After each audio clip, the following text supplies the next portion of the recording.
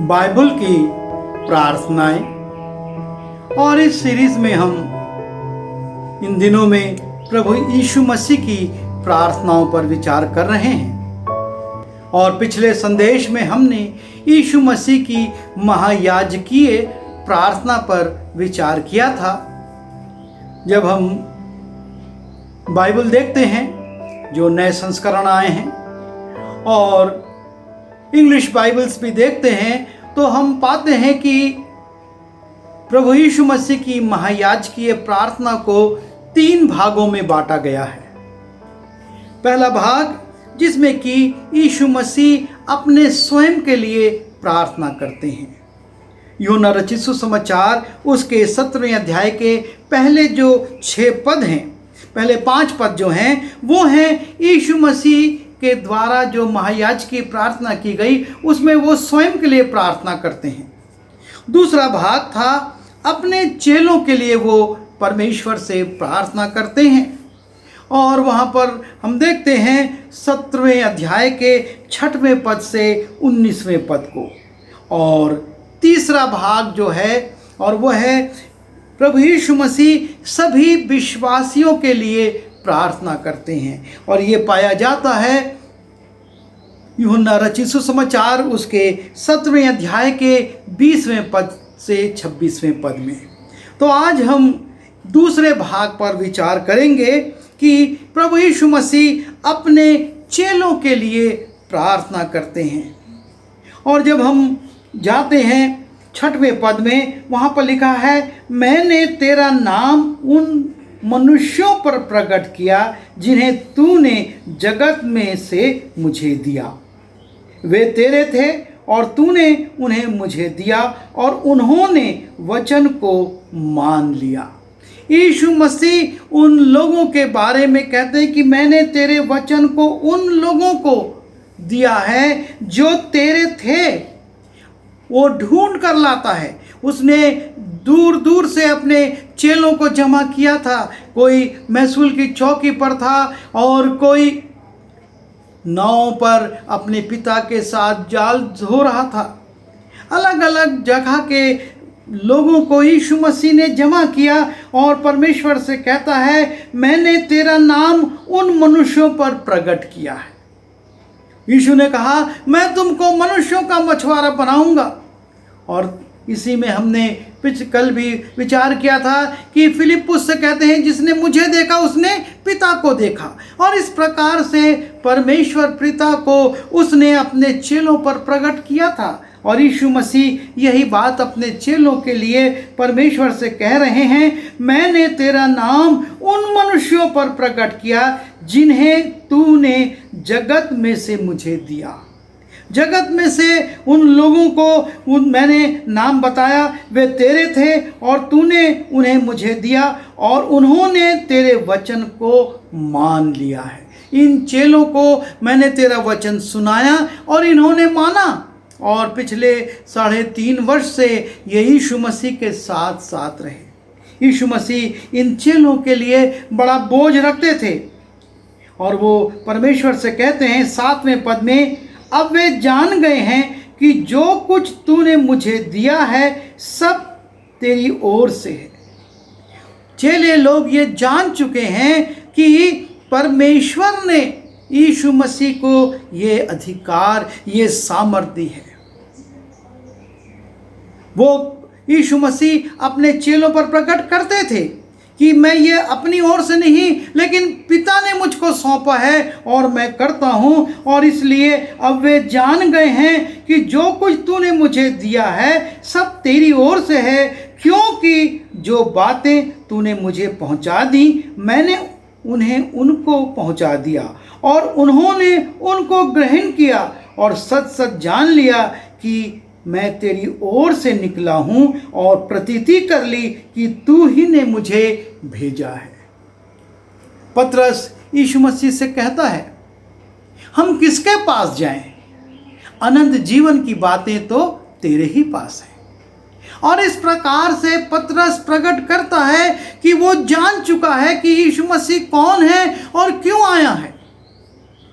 बहुत से लोग नहीं जान सके क्योंकि वो परमेश्वर की ओर से नहीं सौंपे गए थे। उनने कहा ये तो नागवार है। जब हम यूहन्ना उसके 6वें अध्याय में जाते हैं, वहाँ पर वो लोग वापस चले जाते हैं, कहते हैं ये मनुष्य क्यों मुझको अपना रक्त देगा पीने के लिए और अपना मांस देगा खाने के लिए, ये तो नागवार बातें हैं। और वो वापस हो जाते हैं। इसलिए उसके चेलों में से बहुतों ने ये सुनकर कहा ये बात नागवार है, इसे कौन सुन सकता है। और इस पर उसके चेलों में से बहुतेरे उल्टे फिर गए और उसके बाद उसके साथ ना चले। तो यीशु मसीह यहाँ पर जिस बात को प्रकट कर रहे हैं महायाजकीय प्रार्थना में कि जिनको तूने चुना था उनको मैंने सुसमाचार सुना दिया और उनको विश्वास भी हो गया, क्योंकि जो बातें तूने मुझे पहुंचा दी मैंने उनको पहुंचा दिया। यीशु मसीह ने कहा था कि अरे तुम इस बात पर अभी आश्चर्य कर रहे हो, अगर मैं स्वर्ग की बातें जिस पिता ने मुझको भेजा है उसकी बातें तुमको बताऊंगा तो तुम क्या करोगे। और यीशु मसीह के साथ उन लोगों ने अपना संबंध तोड़ लिया, लेकिन जो चेले थे, जो चुने गए थे परमेश्वर की ओर से, उन्होंने नहीं। लेकिन लिखा है कि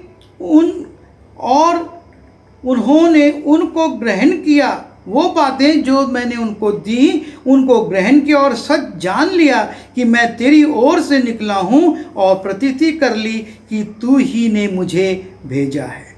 और जब उन्होंने ये प्रतीति कर ली, जब उन्होंने इस बात को जान लिया, तब यीशु मसीह उनके लिए परमेश्वर से विनती करते हैं, मैं उनके लिए विनती करता हूँ, संसार के लिए नहीं।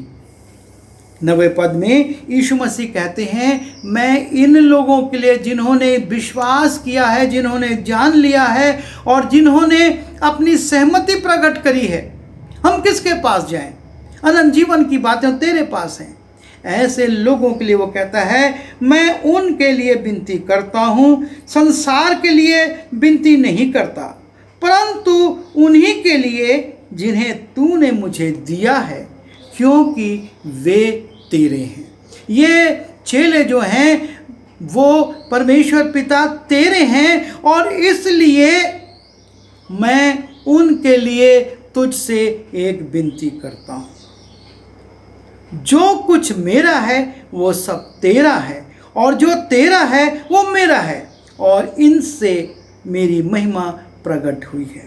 परमेश्वर, मैं इनके लिए विनती कर रहा हूँ, क्योंकि जो कुछ तेरा है वो मेरा है, और जो मेरा है वो तेरा है, और इससे तेरी महिमा और मेरी महिमा प्रकट हुई है संसार में। मैं आगे को जगत में ना रहूँगा, परंतु ये चेले इस जगत में रहेंगे। हे परमेश्वर, ये चेले इस जगत में रहेंगे और मैं तेरे पास आता हूँ। हे पवित्र पिता, अपने उस नाम से जो तूने मुझे दिया है उनकी रक्षा कर कि वे हमारी नाई एक हो। प्रभु यीशु मसीह विनती करते हैं कि जो मेरा है वो तेरा है, और अब मैं इस पृथ्वी के काम को पूरा करके तेरे पास आने वाला हूँ, इसलिए मैं तुझसे निवेदन करता हूँ कि उनकी रक्षा कर कि वे हमारी नाई एक हों। जैसे मैं तुझ में एक हूँ, ये भी हमसे जुड़ जाएं और ये तेरी सुरक्षा को प्राप्त करें। क्योंकि यीशु मसीह जानते थे कि जब वो चले जाएंगे तो इन शिष्यों के जीवन में बहुत से उतार चढ़ाव आएंगे, और इसलिए वो कहता है कि कृपा करके इनकी रक्षा कर कि ये हमारी नाई एक हों। जब मैं उनके साथ था तो मैंने उनको तेरे नाम से जो तूने मुझे दिया उनकी रक्षा करी। जब तक यीशु मसीह थे तब तक तो उनकी रक्षा होती रही, यीशु मसीह उनकी रक्षा करते रहे, पर अब मैं तेरे पास आता हूँ। क्यों आ रहा है?